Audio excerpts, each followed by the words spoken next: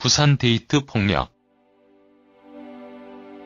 이별을 요구하는 여자친구를 마구잡이로 폭행한 부산 데이트 폭력 사건이 공분을 자아내고 있습니다. 온라인에선 살인 미수라며 엄벌해야 한다는 목소리가 높습니다. 부산에 거주하는 여대생 A씨는 22일 자신이 페이스북에 교제 3개월째 접어든 동갑내기 남자친구 B씨로부터 21일 데이트 폭력을 당한 화면을 담은 CCTV 영상과 사진을 같이 공개했어요. 얼굴에 멍이 든 사진과 같이 공개한 영상에는 A씨가 옷이 벗겨진 채로 B씨에 끌려 엘리베이터에 탑승하는 화면이 고스란히 담겼습니다. 부산 데이트 폭력 피해자 A씨는 27일 CBS 라디오 김현정의 뉴스쇼와의 인터뷰에서 피해 사실을 상세하게 털어놓으며 체포되기 전에도 저보고 잘 말해주지 않으면 저도 죽이고 자기도 죽을 거라고 협박을 했었습니다. 끔찍하다고 두려움을 호소했어요.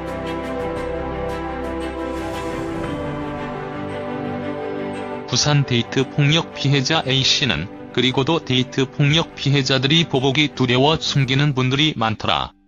저를 보면서 용기를 내 알렸으면 좋겠다라고 당부했어요. 해당 사건을 접한 네티즌들은 저 정도는 살인미수, 사회화 격리시켜야 한다. 폭력 앞에 데이트 붙이지 맙시다.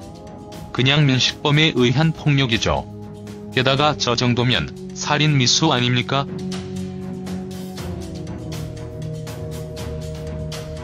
맞아 기절한 여자 머리채 잡고 끌고 들어가는 건 정말 공포 스릴러 영화가 따로 없네. 같은 여자로서 인터뷰 내용만 읽어도 소름이 돋을 정도로 공포스럽다. 용기 내주셔서 감사합니다. 데이트 폭력이란 게 이렇게 무서울 수가. 소름 돋네요. 정말 여자분 얼마나 공포스러웠을까요? 라며 충격과 분노를 쏟아냈습니다. 많은 네티즌들은 약자를 괴롭히는 데이트 폭력, 아동 폭력은 왜 형량이 낮을까요? 폭력은 엄하게 처벌해달라. 법이 무서우면 그런 짓 못합니다. 약자를 보호한다는 것은 법밖에 없다. 제발 제대로 된 판결 한번 내려라.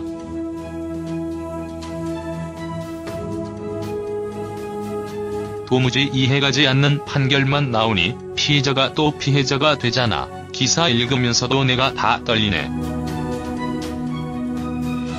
법이 강화되어야 된다. 저런 쓰레기들은 콩밥도 아깝다. 정말 너무 무섭다. 제발 피해자가 두려움 없이 살아갈 수 있도록 처벌이 강화됐으면 좋겠다라며 데이트 폭력에 대한 처벌 강화를 촉구했어요. 몇몇은 이런 남자는 성범죄자처럼 신원 공개해서 다른 여자들에게서도 보호해야 하는 거 아닌가? 가해자 인권 챙기지 말고 피해자도 생기지 않게 얼굴 알려주세요. 남자 얼굴 공개해야 함. 또 누가 희생양이 될지 모름. 가해자 얼굴 공개해주세요. 그리고 제발 폭력법 강화해주세요. 피해자가 더 이상 두려움에 떨지 않게 해주세요라며 2차 피해를 막기 위해 가해자의 신상을 공개해야 한다고 주장하기도 했어요.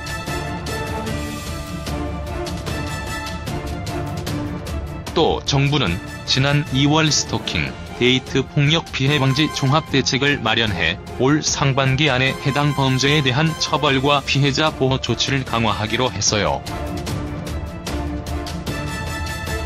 정부는 스토킹 처벌법을 통해 스토킹 범죄의 정의, 범죄 유형 등을 명확히 하고 스토킹 범죄를 범칙금 수준이 아닌 징역 또는 벌금으로 처벌하도록 할 방침입니다. 데이트 폭력에 대해서는 일반적인 폭력 사건에 비해 더 엄격하게 처벌할 수 있도록 엄정한 사건 처리 기준을 마련하고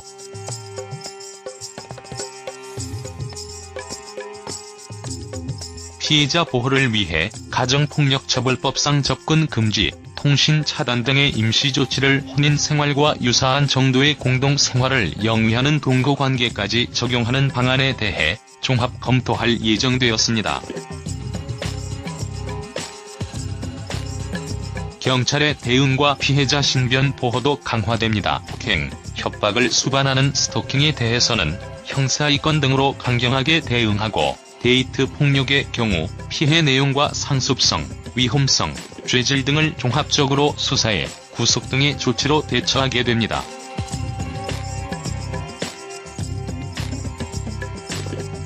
또 모든 피해자에게 관련 절차와 지원기관 등의 내용을 담은 권리고지서가 서면으로 교부되며 전국 경찰서에 설치된 데이트 폭력 근절 태스크포스를 가동해 피해자와 한라인을 구축하고 신변 경호,